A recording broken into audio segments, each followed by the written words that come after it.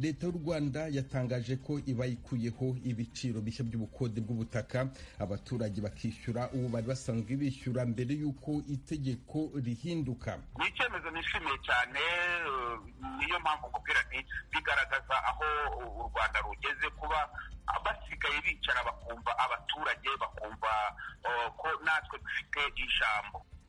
Umwe mu baturage babyishimiye. Mu Burundi mu gihugu hose hatangiye gahunda yo gutanga urukingo rw'imbasa ku bana. Turasaba dushimitse yuko abavyeyi boshigikira iri sekeza, kuko nisekeza rije kugira ngo ubwa mbere na mbere hoho umwana aronke ivyo afitiye uburenganzira, kuko amagara y'umwana ni uburenganzira bwiwe. Dr Onesphore Nzigirabarya, umukozi mukuru muri Minisiteri y'Ubuzima no kurwanya sida. Ayo makuru kimwe n'andi avugwa hirya no hino ku isi ni mu kanya, mugume ku maradiyo yanyu. Duhere ku makuru avugwa hirya no hino ku isi mwategura kandi mugezweho na mugenzi wacu Aloyize Bigirimana. Aloyize, wiriweho? Miriwe Veniste. Aya makuru agizwe ahanini n'avugwa muri Afurika. Turahera kuyavugwa kuri Sudani yo mu bumanuko. Ishyirahamwe mpuzamakungu ONU risaba ko abategetsi ba gisirikare na politike bafashije imihari yitwaje ibirwanisho ikica n'abantu barenga 700 mu mwaka uheze mu ntara ya Jonglei muri Sudani y'ubumanuko babibazwa. Komisiyo ya ONU ijejwe uburenganzira bwa muntu hamwe n'umugwi wa ONU muri Sudani y'Epfo ku munsi wa mbere barasohoye raporo isaba leta ya Sudani y'ubumanuko gukurikirana abishe hamwe n'abanyuruje abantu baharurwa mu majana. Komiseri mukuru w'igisata ca ONU cita ku burenganzira bwa muntu Michelle Bachelet yavuze ko ubwicanyi nk'ubwo burenze urugero ku buryo atawo bwihanganira.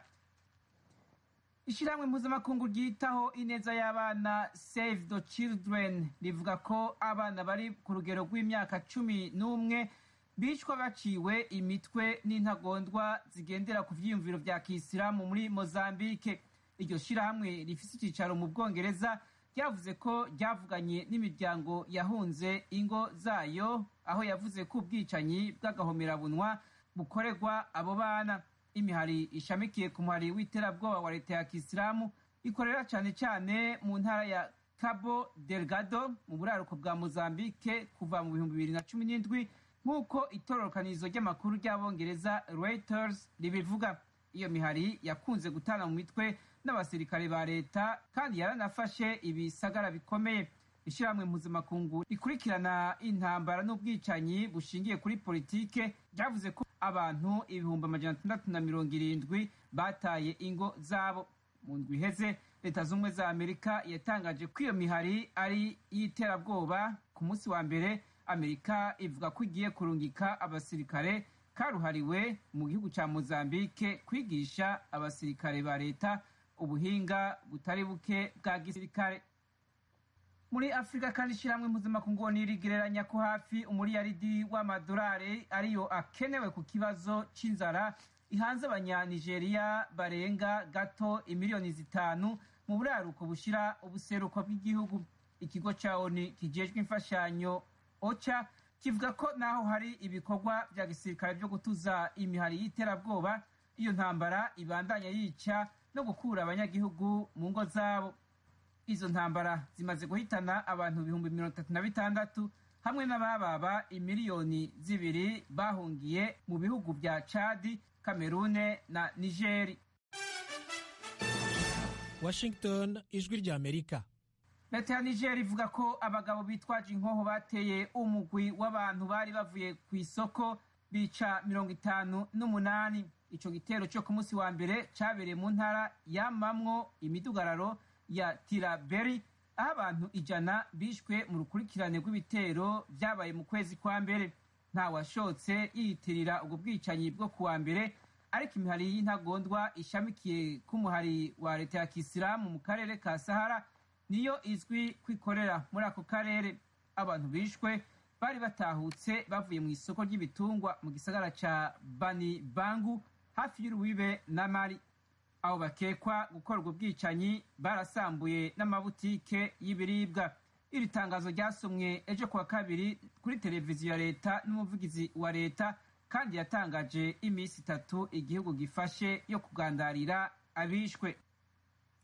Mu makungu, umushikiranganji wa mbere w'Ubwongereza Boris Johnson yavuze ko leta yiwe igiye kurondera gukomeza imigenderanire n'ibihugu vyo mu karere ka Aziya ya Pasifike inyuma yo kuvavanura n'umuryango w'ubumwe bwa Buraya. Mu ijambo yashikirije abashinga amateka aje ku munsi wa kabiri, Johnson yavuze ko ibi azobikora mu ntumbero yo gukomeza imigenderanire mu vya gisirikare na mpuzamakungu. Avuga ko igihugu arongoye kizoharonkera ubukomezi ndetse n'iterambere. Johnson ategekanya kugendera Ubuhindi mu kwezi kuza, kandi avuga ko agiye gutangura ibiganiro vyo kurondera kwiyunga n'ibihugu 10 vyo muri Aziya y'Epfo bigize umuryango ASEAN mu migenderanire y'ubudandaji. Yabwiye abashinga amateka ko leta izokongereza amafaranga ikoresha mu vya gisirikare kuyarenga imiliyaridi 33 z'amadolari, kandi ko Ubwongereza buzokwama buza imbere mu gutanga intererano nyinshi mu ishirahamwe OTAN. Leta z'Ubumwe za Amerika iguma ari igihugu gihambaye mu migenderanire ya gisirikare, ivy'iperereza hamwe n'umutekano nk'uko abivuga.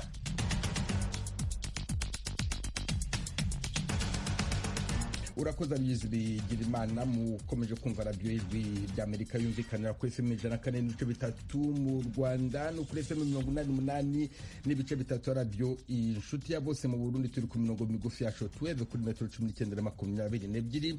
mushobora kandi kumva ibiganiro byacu muciye ku rubuga rwa internet kuri wa eshatu @radio@com naho ku mbuga za Facebook, YouTube na Instagram. adresse yacu ni wa radiyo yacu. Iwanyu mu ntara.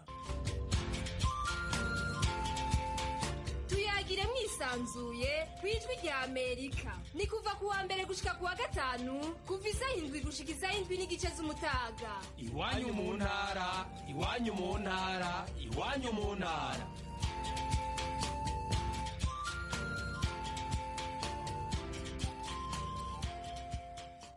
Leta y'u Rwanda yatangaje ko ibayikuyeho ibiciro bishya by'ubukode bw'ubutaka abaturage bakishyura uwo bari basanzwe bishyura mbere itegeko ritarahinduka.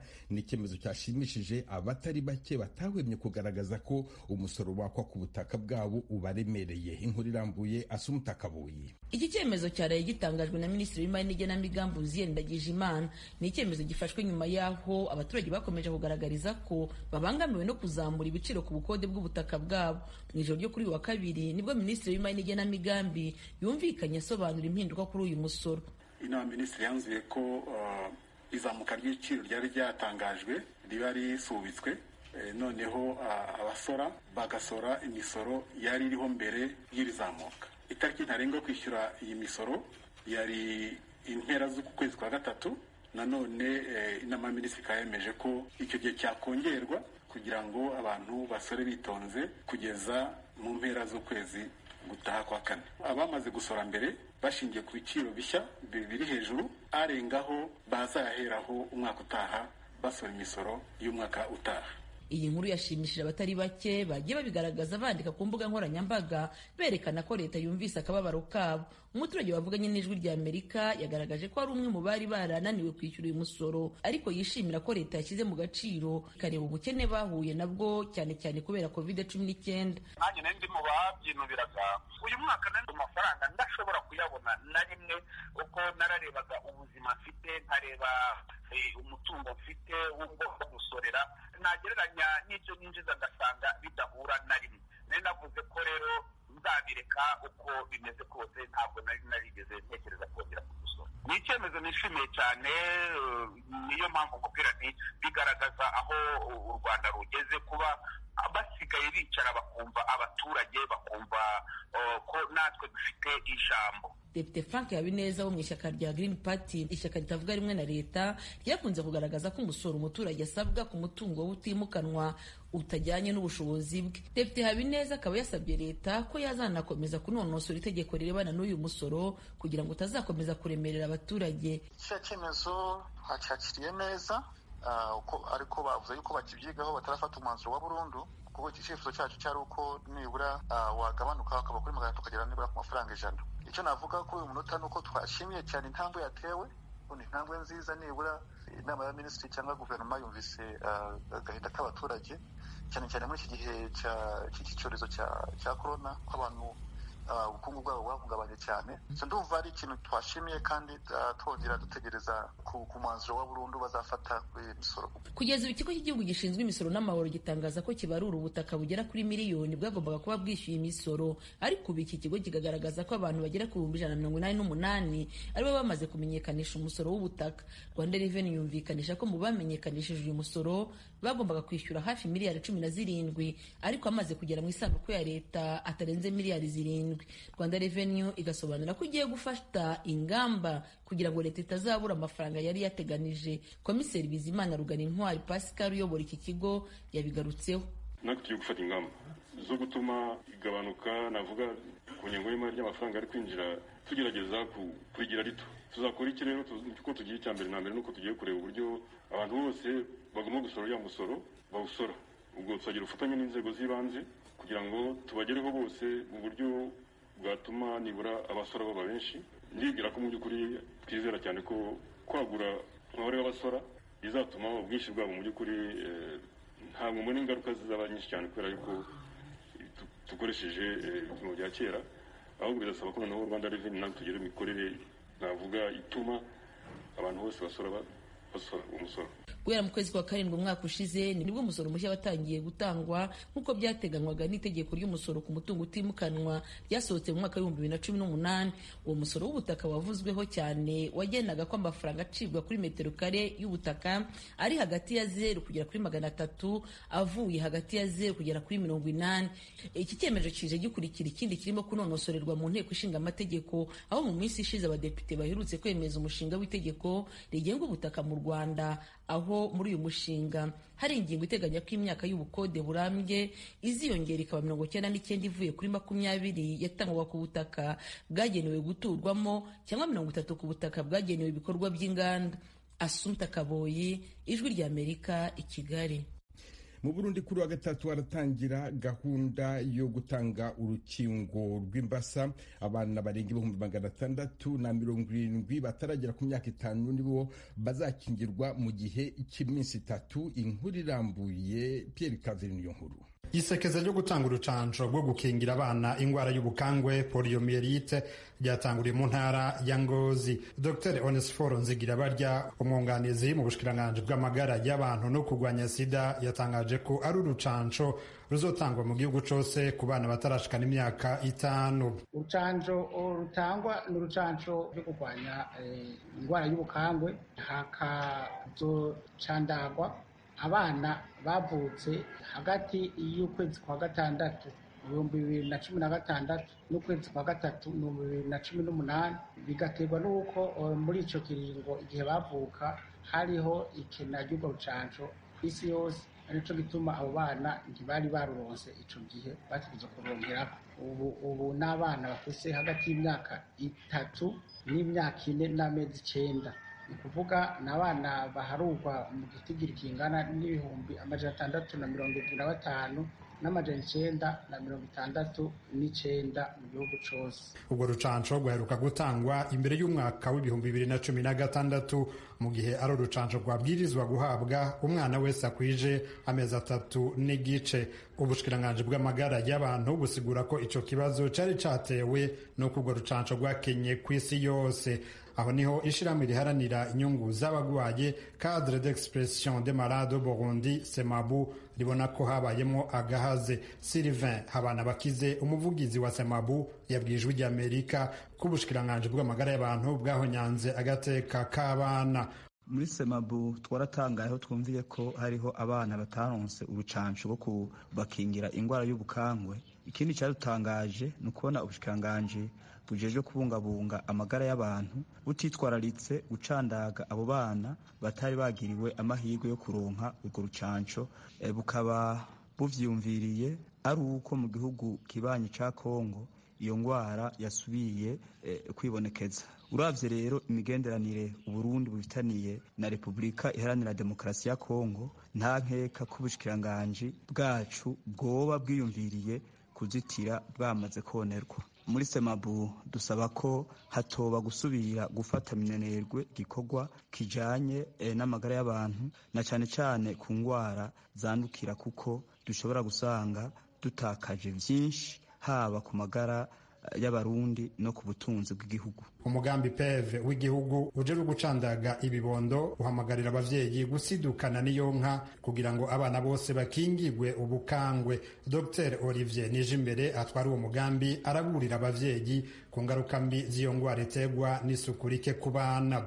Turasaba dushimitse yuko abavyeyi boshigikira iri sekeza kuko nisekeza rije kugira ngo ubwa mbere na mbere hoho umwana aronke ivyo afitiye uburenganzira, kuko amagara y'umwana ni uburenganzira bwiwe, kuko ari ingirakamaro, ari urucanco rufasha gukinga ingwara y'ubukangwe. Nk'uko tubizi ingwara ishobora kubangamira amagara y'abana bacu, kuko birababaje kubona nk'umwana yavutse neza agakura neza agatambuka neza, ariko ukazubona bukwi na bukwi uwo mwana atanguye kugenda aranyogomba nk'inzoka kandi yari umwana afite amagara meza. Ni ingwara novuga yuko iterwa n'umugera bita ni virusi. Iyo ngwara rero ukuntu yandukira ahanini biva ku isuku rike. Iryo sekeza ryatanguye kuri uyu wa gatatu rizomara iminsi 3. Hitezwe gucandagwa abana barenga 675. Uburundi bwemeza ko gushika ubu ata mwana n'umwe agwaye uwo mugera. Ico bikoze igihugu kibanyi ca Republika Iharanira Demokarasi ya Kongo catangaje ko kimaze gupima abana hafi 100 bafise umugera w'ingwara y'ubukangwe gushika mu ntango z'uku kwezi. Ubushikiranganji bw'amagara y'abantu mu Burundi buhamagarira cane cane abantu baba ku mipaka kudafata minenegwa iryo sekeza ryo gukinga ingwara y'ubukangwe. Pierre Claver Niyonkuru, Kigali, ku bw'Ijwi ry'Amerika. Tukiri mu Burundi, ijambo ry'umuryango w'abibumbye ryita ku bana UNICEF riravuga ko rigiye kongera imbaraga mu kurwanya ikibazo cy'imirire mibi kigaragara ku bana bo mu Burundi. Uhagarariye UNICEF mu Burundi abivuze nyuma yo kwakira Angeline Ndayubaha, madamu wa perezida w'u Burundi, kuri wa kabiri i Bujumbura. Eloge Rwikaneza ahejeje kwakira umutumire wiwe n'abo bagendanye umutambukanyi w'umukuru w'igihugu yabwiye abamenyeshamakuru bari ku cicaro c'ishirahamwe ryiwe ku murwa mukuru w'ubutunzi Bujumbura ivyo bemeranije no guserukira UNICEF mu Burundi. Angeline Ndayishimiye batwemereye ko tugiye gukorana cyane cyane ku neza y'ibibondo na cyane cyane ku bijanye na wa mugambi twiha wo gushira mu ngiro gufasha abana bagendana indwara zijanye no gufungura nabi arizo zitwa mu kinofunofu malnutrition zero Oburundi. Batwemereye ko tuzobandanya dukorana ku neza ya bose. Iyo neza na John Egbe Agbar, umuyobozi wa UNICEF mu Burundi, arayifuza kandi arayishigikiye. Asanga mu bikorwa byose umwana w'umuyigeme yabwirizwa gushirwa imbere kurusha. Vous connaissez l'engagement de la première dame par rapport à la malnutrition zéro. Murazi ubwitange bw'umutambukanyi wa perezida mu kurwanya inzara mu bana n'ikintu twagarutse ko twanavuganye ku bijanye n'umugambi yatanguje haraheze iminsi 10 werekeye neza y'abana bakiri bato cyane n'impinja. Twayimushimiye. Twavuze kandi ku bijanye no kwita urwaruka cyane cyane abigeme. Twumvikanye ku bintu tuzofashanyamwo kandi tuzokomeza ibyo twemeranije ku bw'ineza y'abana b'Abarundi.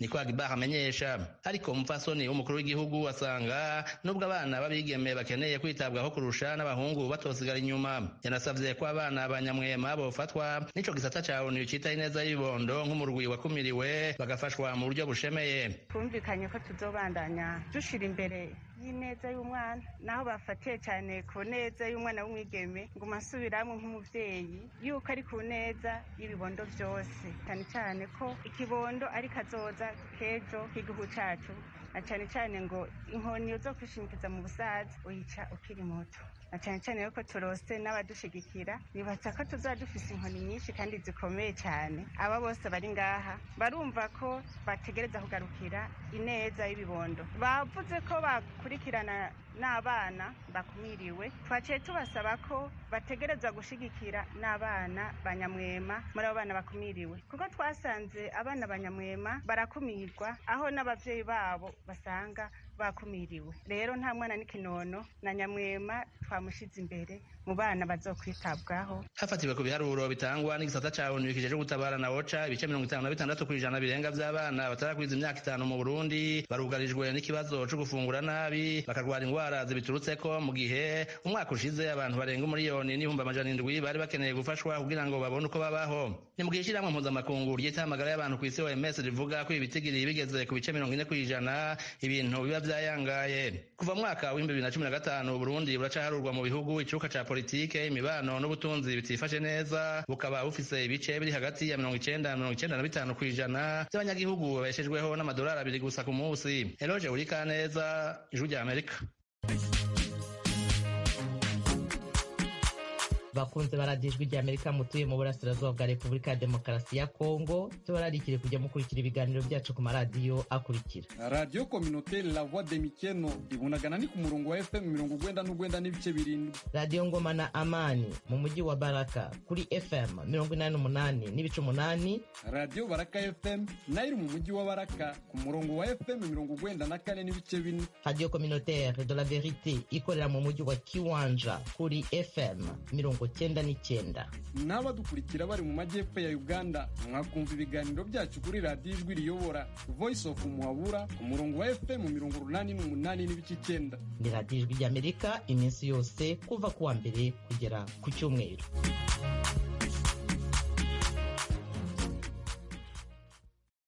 Muri Repubulika ya Demokarasi ya Kongo abantu bane bo muri lokalite ya Kahororo iri muri groupement ya Kigoma territoire ya Uvira intara Kivu y'Epfo barayibishwe n'abarwanyi ba Mayimayi Irunga. Inkuru y'amakuru Ijwi rya Amerika Vedaste Ngabo.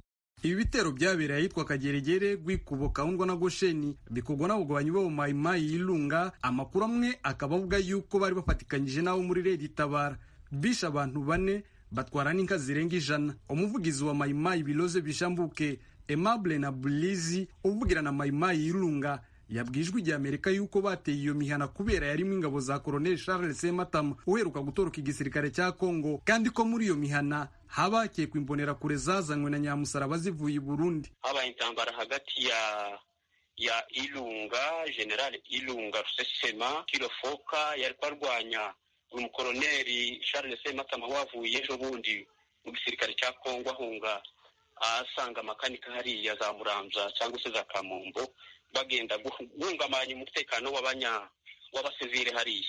Ni izo ntambara zabaye hariya umunsi w'ejo. Iyo uvuga ngo ejo habaye intambara yo kurasa Sematama, ariko amakuru dufite nuko mwebwe mwishe abaturage bo mu Gwikubo barimo umukecuru w'imyaka 80. Twebwe abasirikari ba Ilunga ntabwo turaho hejuru kwica abaraiya, ahubwo turaho hejuru yo kubakingira. Kora hariya icyo twaje kurwanya ni Sematama na yandi magroupe armé étranger afite ingoho ari hariya, afite imbunda ari hariya, ari guhungabanya umutekano w'abasivili. Abo n'abajabuse abava bakiye hariya muri Plaine de la Ruzizi bavuye i Burundi. Imbonera kure na FDLR zari ziri hariya zizanywe na Colonel Nyamusaraba baje gufungabanya umutekano hano mu karere k'imisozi miremire. Iyo uvuga ngo muri kugwanya ibikundi by'abanyamahanga ariko mugeraho mugatwikira abaturage amazu, mwatwitse ku Gwikubo, mutwika Kageregere, mutwika na Kahondwa, ndetse mwica n'umukecuru w'imyaka 80.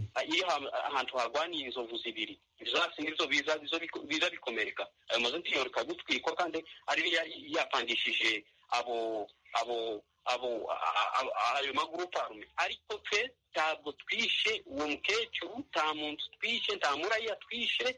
Icyo twari ko dukora twari ko twirukana ayo magroupe armé tugwanya na Sematama n'uwo nyine Nyamusaraba, ariko ntabwo turaho hejuru kwica abaraya cyangwa se abasivili. Twagerageje kuvugisha abagwanyi bo muri Red Tabara kuri telefone ngendanwa ntibyadukundira. Aba baturage bapfuye bose ko ari bane nabo mu muhana wo mu Gwikubo nkuko byemezwa na Muyoboke, umwe mu baturage wabuze abavandimwe. Bisha abantu benshi ariko bamaze kumenyekana ni bane, barimwo umukecuru ni mama wacu, umukecuru wari ukuze ufite nk'imyaka hafi 80, n'undi mugara frere nawe imyaka 40, ndetse n'undi muhungu wacu nawe ari mu myaka 32 n'ibiri, n'undi mushi wakoraga aho ngaho mu muhana. Twe n'abamayimayi bayobowe n'uwitwa Ilunga na Red Tabara ikunzwe kuvugwa mu mugabo witwa Gisiga. Red Tabara niki kigaragaza ko ariyo?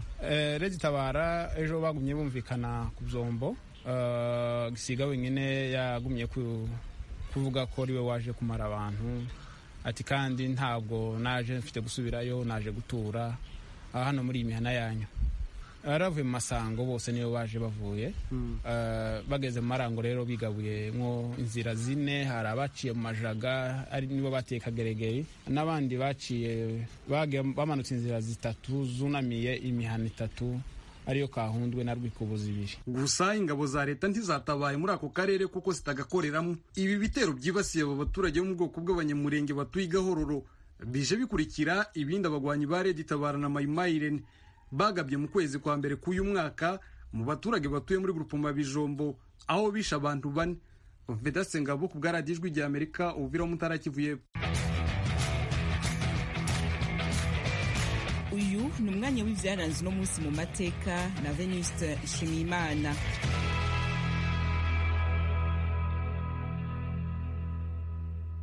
Ku itariki ya 17 z'ukwezi kwa gatatu umwaka w'1992 Perezida wa Afurika y'Epfo Frederic Willem de Klerk yatangaje amajwi yavuye mu matora ya kamarampaka yari yakozwe n'abazungu gusa.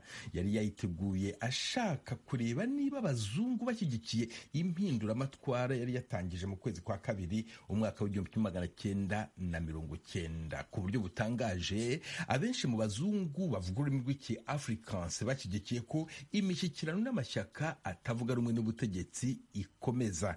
Amaze kubona ko 68.6% bimushyigikiye, de Klerk yahise atangaza yemye ko abaturage b'Afurika y'Epfo bamushyigikiye hamwe n'amashyaka African National Congress, Democratic Alliance na National Party. Abatarashakaga impinduramatwara n'andi mashyaka y'abazungu yavugaga ko agamije gukumira amatwara ya gikomunisiti yashyirwaga imbere n'amashyaka ANC hamwe na South African Communist Party. Isi yose yakiriye neza ibyavuye muri kamarampaka yakomye imbarutso y'irandurwa rya politiki ishingiye kwirunda koko muri Afurika y'Epfo. Perezida w'umuryango ubumwe bwa Afurika w'umunyanigeria Ibrahim Babangida yohereje telegramu y'ishimwe mu izina ry'abaturage b'Afurika yose.